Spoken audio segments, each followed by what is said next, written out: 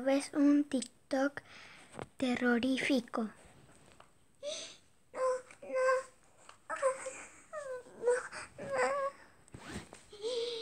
Guaco, no puedes ver eso, da mucho miedo.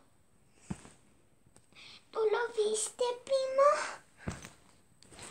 Sí, y mira, sale que lleva una polera de color roja.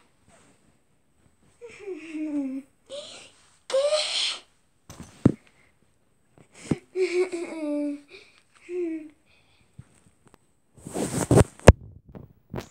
Ay, este chico, ¿por qué ve estos TikTok? En la noche. Primo, ¿puedo dormir contigo? Ay, por eso te dije que no vieras ese TikTok. Ay, sí, primo. No, pero no vayas a estar acá. Vete a tu cama. Ay, ya.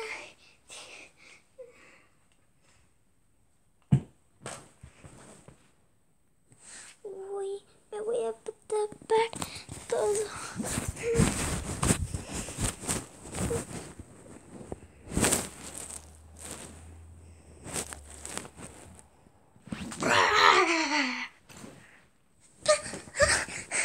Ay, primo.